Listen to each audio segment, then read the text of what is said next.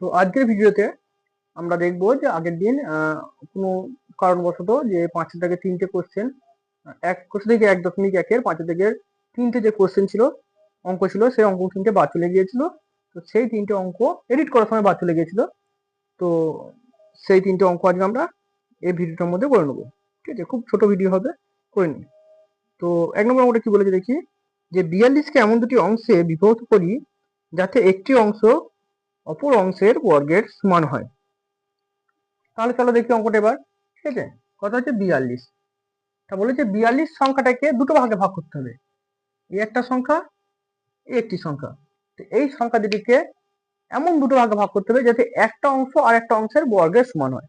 ঠিক আছে, তাহলে এখানে আমি লিখি একটি অংশ, আর এখানে হচ্ছে অপর অংশ। তাহলে আমরা জানি না, বলেছে কি এই অংশটা যেন এই অংশের বর্গ হয়। বলি আবার বলে দিচ্ছি যে এই অংশটা, এই যে অংশটা, এই অংশটাই যা থাকবে, ঠিক আছে, এই অংশের যেন বর্গ হয়। ঠিক আছে, তাহলে এখানে কত জানি না, আমি এখানে যদি আমি এক্স ধরি, তাহলে এখানে বলেছি কি এর বর্গটা এখানে বসবে। ঠিক আছে, তাহলে এইটা কত আমাদের এক্স, এক্স এর বর্গ কত, এক্স এর স্কয়ার। তাহলে বুঝতে পারলাম যে অপর অংশটা যা হবে, একটি অংশ, সেই মানে প্রথম অংশটা তার বর্গ হবে। এবার বলেছে কি এই দুটোর সমষ্টি হচ্ছে আমাদের কি, এই দুটো সমষ্টি হচ্ছে আমাদের 42। তো অবশ্যই 42 হবে, কারণ আমাদের তো এই 42টাকে এমন দুটো ভাগ করেছি, এই একটা সংখ্যায় ভাগ করেছি, একটা সংখ্যায় ভাগ করেছি, তাহলে এই দুটো সংখ্যা যোগ করলে অবশ্যই আমাদের 42 আসবে। মানে এক্স স্কোয়ার প্লাস এক্স, এই দুটোকে যোগ করলে আমাদের কি আসবে, এই দুটো যোগ করলে আমাদের যেমন 42 আসবে, তেমন আমাদের একটা 42 সমান সমান এটাও 42, এটাও সমান সমান 42। দুটিকে সমান সমান জন্য সমান চিহ্ন, এটাকে সমীকরণ বা প্রশ্ন অনুসারে, প্রশ্ন অনুসারে আর লিখলাম না সবটা। ঠিক আছে, আরো বুঝিয়ে দিচ্ছি, 42টাকে অবশ্যই দুটো ভাগে ভাগ করেছি, এই দুটো ছাড়া অন্য কোনো ভাগ নেই। তাহলে 42টাকে যখন কেটে ভাগ করেছি আমি, তাহলে নিশ্চয়ই এই ভাগ আর এই ভাগ যা আছে এই দুটোর মধ্যেই 42টা সীমাবদ্ধ রয়েছে। তাহলে এই দুটোকে যদি আবার যোগ করি আমি, তাই তো, কেটে ভাগ করে দিয়েছি দু ভাগের মধ্যে, এই কাটা অংশ দুটোকে আবার যদি যোগ করি তাহলে অবশ্যই 42 আসবে। 42 থেকে না তো এক বেশি আসবে না তো এক কম আসবে, অবশ্যই 42 আসবে, তাই তো। তাহলে এইটা আর এইটা যোগ করলে আমাদের কত আসবে, 42 আসবে। ঠিক আছে, আবার বলি 42কে কেটে যে দুটো অংশ রইলো, একটা অংশ রইলো, একটা অংশ রইলো, এই অংশ দুটোকে যদি যোগ করি তাহলে আমাদের কত আসবে, 42 আসবে। সমান সমান 42 আসবে। তাহলে এটা আমাদের একটা সমীকরণ চলে এসেছে। আচ্ছা, সমীকরণটাকে বানাই আগে, বা এক্স স্কোয়ার প্লাস এক্স, এটা প্লাস 42 ছিল, এদিকে আছে মাইনাস 42 সমান সমান 0। ব্যাস, সেটা আমাদের x square plus d x plus কি এই সমীকরণে চলে এসেছে। ব্যাস হয়ে গেল, এখানেই শেষ আমাদের। আচ্ছা, এবার 2 নম্বর অঙ্কটা কি বলেছে, 2 নম্বর অঙ্কটা বলেছে দুটি ক্রমিক ধনাত্মক অযুগ্ম সংখ্যার গুণফল 143। ক্রমিক ধনাত্মক সংখ্যা, ক্রমিক ধনাত্মক অযুগ্ম সংখ্যা। আচ্ছা, ধনাত্মক সংখ্যা আর ঋণাত্মক সংখ্যা মানে আগে বোঝায় ক্রমিক সংখ্যাটা কি জিনিস, কেটে কেটে বোঝায় সব।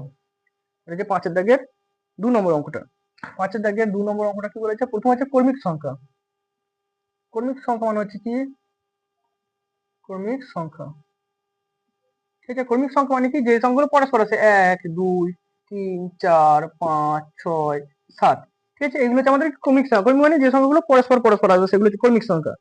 এবার কি বলেছে যে অযুগ্ম, অযুগ্ম মানে হচ্ছে বিজোড় সংখ্যা।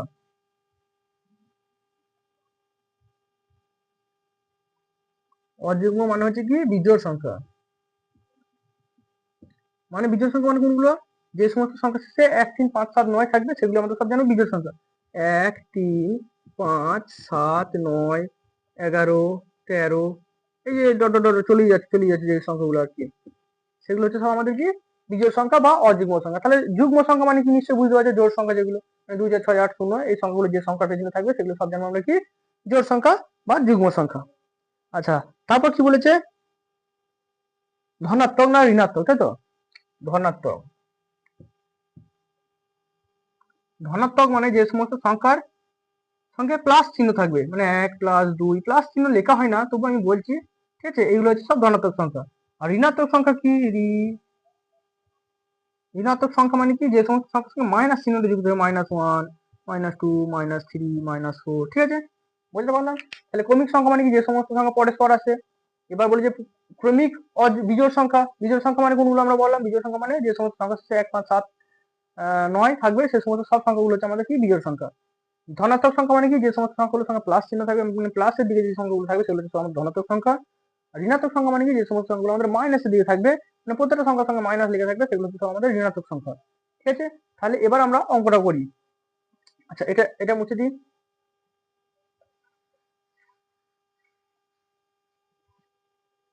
আচ্ছা, বলেছে যে, তাহলে বলেছে দুটি ক্রমিক ধনাত্মক অযুগ্ম সংখ্যা। আচ্ছা, সংখ্যা দুটো কি আমরা জানি না। সংখ্যা কি বলেছে, দুটি ধনাত্মক সংখ্যা গুণফল। আচ্ছা, সংখ্যা দুটো আমরা কি জানি না। এই একটা সংখ্যা হবে এখানে গুণ চিহ্ন, এইখানে একটা সংখ্যা হবে, এই দুটো সংখ্যা গুণ করলে কত আসবে আমাদের 143 আসবে। ঠিক আছে, মানে দুটো ধনাত্মক অযুগ্ম সংখ্যার গুণফল, এই একটা সংখ্যা এই একটা সংখ্যা দুটোই কিন্তু ধনাত্মক কিন্তু অযুগ্ম। ঠিক আছে, তাদের মধ্যে গুণ করলে আমাদের আসবে কত, 143। তাহলে আমি একটা কথা বলি এখানে, আমি ধরি এটা আমার এখানে ধরবে না, আমি এখানে লিখছি, তোমরা এখানে লিখবে, হ্যাঁ ওপরে লিখবে। ধরি, যদি ধরি একটি সংখ্যা সমান আমরা হচ্ছে কি এক্স, একটা সংখ্যা আমরা ধরলাম এক্স, তাহলে এখানে আমরা ধরলাম এক্স। ঠিক আছে, আচ্ছা তাহলে আমাকে একটা কথা বলো, আমাদের বিজোড় সংখ্যা কোনগুলো, 1 3 5 7 9 11 ডট ডট, মানে যেতেই থাকবে 11 অন্তর অন্তর।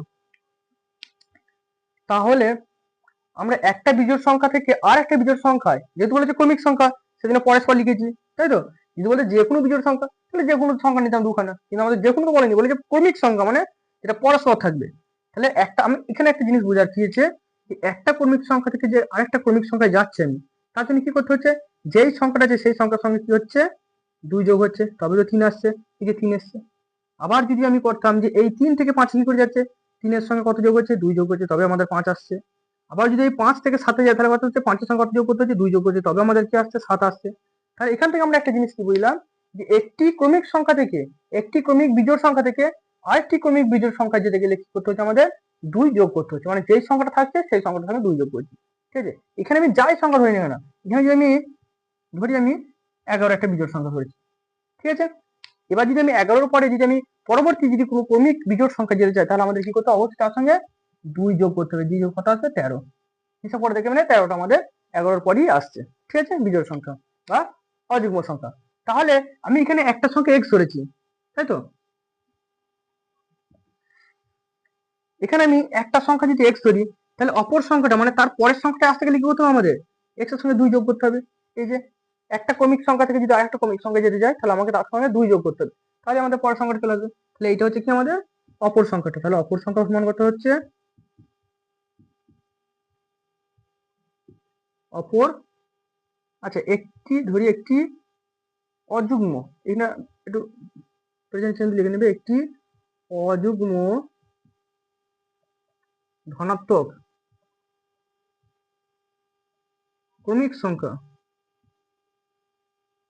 সংখ্যা হলো x, এবং অপর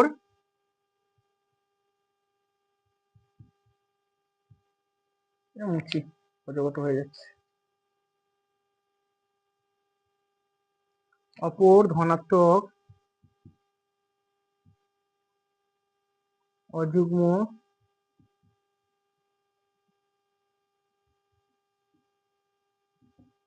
ক্রমিক সংখ্যা সমান এটা। তাহলে একটি ধনাত্মক আমরা কি করেছি, একটি ধরি একটি ধনাত্মক অযুগ্ম ধনাত্মক ক্রমিক সংখ্যা কত ধরছি, আমরা x ধরছি। তাহলে তারপরের সংখ্যাটা কি হবে, আমাদের ক্রমিক সংখ্যা বলেছে, তার মানে তার পাশের সংখ্যাটা কি হবে, আমাদের অবশ্যই তার সঙ্গে 2 যোগ করতে হবে, তবেই আমরা তার পরের সংখ্যাটা যেতে পারবো, তাই তো। তাহলে একটা সংখ্যা ধরেছিলাম x, তাহলে x এর সঙ্গে আরেকটা 2 যোগ করে দিচ্ছি, তার মানে তার নিশ্চয়ই এখানে যে সংখ্যাটা আসবে সেই সংখ্যাটা অবশ্যই আমাদের কি আসবে, সেটা আমাদের একটা পরের সংখ্যাটা, মানে x এর পরের সংখ্যাটা আসবে, মানে x যদি যে বিজোড় সংখ্যাটা, ঠিক আছে, সেই বিজোড় সংখ্যা পরের বিজোড় সংখ্যাটা আসবে আমাদের কি x + 2 করলে। তাহলে আমরা এখানে কি বুঝতে পারলাম, যে একটি সংখ্যা আমি x ধরছি, আরেকটি সংখ্যা আমরা তাহলে কি ধরলাম, x + 2 ধরলাম, মানে ধরতে হবে পরের বিজোড় সংখ্যাটা যেতে গেলে আমাদের অবশ্যই 2 যোগ করতে হবে, না হলে কিন্তু সম্ভব নয়। ঠিক আছে, আর যদি বলে আগের বিজোড় সংখ্যাটা আসতে, তাহলে কি করতে হতো, 2 বিয়োগ করতে হতো। ঠিক আছে, যাই হোক এখানে যেটা আমি সেটাই আলোচনা করি। তাহলে এই দুটোর মধ্যে গুণ করি আমরা, গুণ করে কত আসবে। আচ্ছা, এইখানটা আমি মুছে দিচ্ছি। তাহলে এই দুটো সংখ্যা আমাদের এই 4 চক্র দেওয়ার দরকার নেই, 4 চক্রটা আমি জাস্ট বোঝানোর জন্য দিলাম। ঠিক আছে, তাহলে এইখানে কিছু চিহ্ন নেই মানে প্লাস চিহ্ন আছে, এখানে কিছু চিহ্ন নেই মানে প্লাস চিহ্ন আছে, তাহলে প্লাস আর প্লাস লেখার প্রয়োজন নেই। এক্স আর এক্স গুণ করলে আমাদের আসবে এক্স স্কোয়ার। ঠিক আছে, এবার এখানে প্লাস চিহ্ন, এখানে প্লাস চিহ্ন, একই চিহ্ন, সেই জন্য প্লাস বসলো। এক্স আর এই 2 গুণ প্লাস আমাদের হবে 2x সমান সমান 143। ঠিক আছে, বা x square plus 2x, 143 plus ছিল, এই দিয়েছে মাইনাস 143। তোমাদের মনে প্রশ্ন জাগতে পারে 143 তো ভালোই এদিকে ছিল, এদিকে কিছু আনার প্রয়োজন ছিল। আনার প্রয়োজন আছে কারণ আমাদের সূত্রই বলে দিয়েছে যে A X square plus B x plus C, এই সূত্র আনতে হবে, এই সমীকরণ আনতে হবে। সেই জন্য এ এক্স স্কোয়ার 143টাকে এইদিকে নিয়ে এলাম, এটা প্লাস 143 ছিল, সমান এইদিকে এসে বা বাঁ পক্ষে এসে আমাদের ছিল মাইনাস 143। তাহলে আমাদের সেই সূত্রটার মধ্যে পেয়ে গেছি না, A X square plus B x plus C, সেই সূত্রটা পেয়ে গেছি। তার মানে এখানে বুঝতে পারছি যে 5 নম্বরটা অঙ্কটা শেষ এখানেই। আচ্ছা, এবার বলেছে 3 নম্বরের অঙ্কটা কি, দুটি ক্রমিক সংখ্যার বর্গের সমষ্টি, দুটি ক্রমিক সংখ্যার বর্গের সমষ্টি। এখানে কিন্তু যুগ্ম সংখ্যা না অযুগ্ম সংখ্যা কিছু বলে দেয়নি, তার মানে এখানে আমাদের ক্রমিক সংখ্যা মানে 1 2 3 4 5 6 7 8 এরকমই হবে, তাই তো? সেটা মুছছি, আশা করি সবার টুকু হয়ে গেছে। তাহলে ক্রমিক সংখ্যা দুটি কি কি? 2 নম্বর, এটা হচ্ছে যে 3 নম্বর অঙ্কটা। আচ্ছা, আমি এখানে একটা জিনিস আগে বলাই, বুঝিয়ে আগে বুঝিয়ে দিচ্ছি অঙ্কটা কি, যে ক্রমিক সংখ্যা মানে কি 1 2 3 4 5 ডট ডট ডট ডট যতই যাবে আর কি। তাহলে আমাদের এখানে কিন্তু জোড় সংখ্যা বিজোড় সংখ্যা কিছু বলেনি, তাহলে আমরা নর্মাল যে সংখ্যাগুলো হয় সেরকমই ধরবো, তাই তো?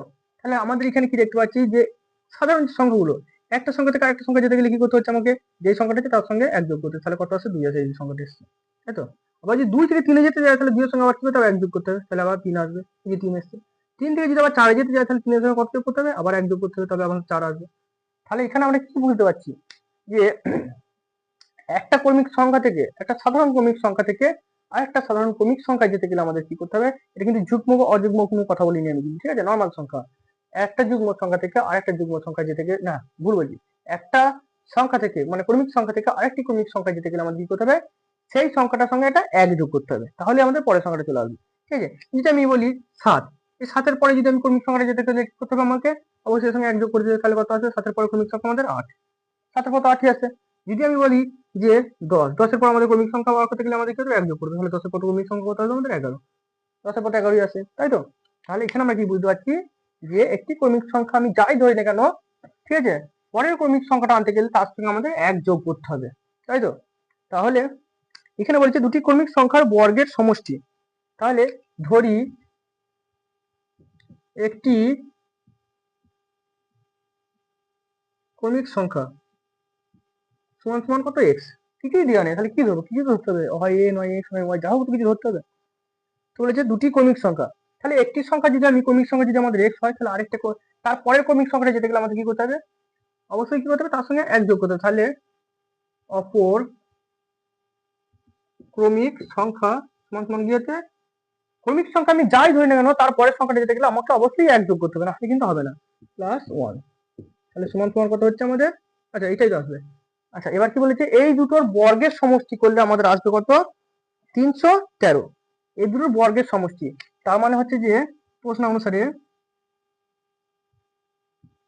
আগেটা বোধহয় প্রশ্ন অনুসারে লিখতে ভুলে গেছিলাম, 2 নম্বর অঙ্কটা, যাই হোক এখানে যখন আমি সমান করেছি তখন লিখে নেবে যে প্রশ্ন অনুসারে, ঠিক আছে, উপরটায় যেখানে যখন সমান সমান সমান যেটা করলাম যেটা। তাহলে আমাদের কি বলছে, এই দুটোর বর্গ, বর্গ মানে কি, এক্স স্কোয়ার প্লাস বর্গের সমষ্টি বলেছে, তাই তো? বর্গের, দুটি ক্রমিক সংখ্যার বর্গের সমষ্টি, হ্যাঁ সমষ্টি বলেছে, তাহলে প্লাস চিহ্ন দিলাম, সমষ্টি মানে যোগ চিহ্ন, অন্য কিছুই নয়, ঠিক আছে? এবার হচ্ছে এই সংখ্যাটা, তার মানে হচ্ছে এক্স প্লাস 1 এর বর্গ। তাহলে এই যে সংখ্যা দুটো, এই সংখ্যা দুটোর বর্গের সমষ্টি হচ্ছে কত আমাদের, বর্গের সমষ্টি কত আমাদের, 313, 313। তাহলে দেখি আমরা কত আসবে উত্তর করে, বা এক্স স্কোয়ার যেমন আছে তেমন লিখলাম, প্লাস যেমন আছে তেমন লিখলাম। এবার একটা জিনিস এখানে খেয়াল করে দেখি, এখানে যদি আমি এ বসাই, এখানে যদি বি বসাই, তাহলে এটা আমাদের এ প্লাস বি এর হোল স্কোয়ারের সূত্রে চলে আসবে, তাই না? এ প্লাস বি এর হোল স্কোয়ারের সূত্র কি, এ প্লাস বি এর হোল স্কোয়ারের সূত্র কি, A square plus 2ab plus B square. এমনটা নয় যে এই সংখ্যাটা দুবার লিখে যেমন আমি করছিলাম তেমন করলে হবে না, তা নয়, কিন্তু অনেক একটু বড় হয়ে যাবে, সময়টা অনেক বেশি লাগবে, যেহেতু আমাদের সময়টা আমাদের খুব কম থাকবে পরীক্ষার সময়, তাই আমরা চেষ্টা করি এখানে সূত্র, বীজগণিতিক সূত্র আছে, সূত্রটা বসালে এটা অঙ্কটা শর্টে হয়ে যাবে, ঠিক আছে? সেই জন্য আমরা কি বললাম, এটা দেখতে আমাদের এ প্লাস বি হোল স্কোয়ারের সূত্রের মতো লাগবে, সেই জন্য আমরা কি হলো এখানে এ প্লাস বি হোল স্কোয়ারের সূত্রটা পুট করবো, ঠিক আছে? তাহলে কি পাচ্ছি আমরা এখানে, যে এর জায়গায় কি পাচ্ছি, সূত্রটা কি আছে আমাদের, এ স্কোয়ার, তাহলে এখানে এ সমান কত ধরেছি আমরা, এক্স, তাহলে এটা হবে এক্স স্কোয়ার, তারপর কি আছে প্লাস 2 আছে ইন্টু এর মান কত ধরেছি আমরা এক্স, ইন্টু বি আছে, বি মানে কত ধরেছি 1 1, এই যে প্লাস চিহ্ন আছে প্লাস চিহ্ন দিলাম, বি স্কোয়ার, বি মানে আমরা ধরেছি 1, তাহলে 1 স্কোয়ার সমান সমান 313, তাই তো? বা এক্স স্কোয়ার প্লাস এই যে এক্স স্কোয়ার প্লাস এই যে এক্স স্কোয়ার প্লাস বসালাম, 2 একে 2, 2 আর এক্স বসলো, ঠিক আছে, প্লাস এক স্কোয়ার মানে একই আসবে, একে দুবার গুণ করো 3 বার গুণ করো সে একই আসবে 313। বা আচ্ছা, এখানে আমি একটা জিনিস দেখাই আগে, এই সংখ্যাটার আগে কোনো চিহ্ন নেই মানে প্লাস চিহ্ন আছে, এর আগে তো প্লাস চিহ্ন আছে দেখা যাচ্ছে, তাহলে একটা এক্স স্কোয়ার আর একটা এক্স স্কোয়ার যোগ করলে কি আসবে, দুটো এক্স স্কোয়ার, একটা এক্স স্কোয়ার আর একটা এক্স স্কোয়ার যোগ করলে আমাদের দুটো এক্স স্কোয়ারই আসবে, তাই তো? তাহলে 2x স্কোয়ার, তাই তো, প্লাস কত হচ্ছে 2x সমান সমান 313। আচ্ছা, এটা ধরবে না, এখানে একটা লাইন মুছতে হবে, নাহলে হবে না।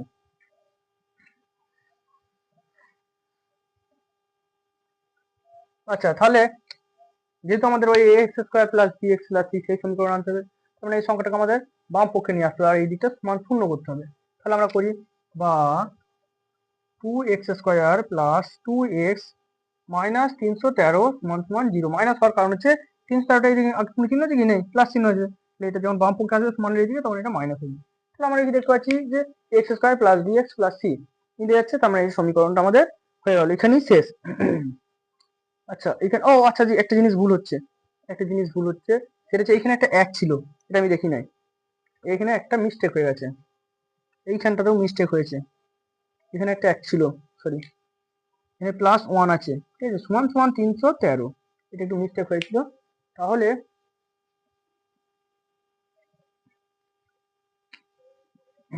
তাহলে কত হচ্ছে আমাদের প্লাস 1 আর 313টা এদিকে আমাদের মাইনাস প্লাস ছিল, এদিকে এসে মাইনাস হয়ে গেল 313 সমান সমান হচ্ছে কত, 0। বা এটা একটা স্টেপ হবে, ঠিক আছে, 2x স্কোয়ার প্লাস 2x।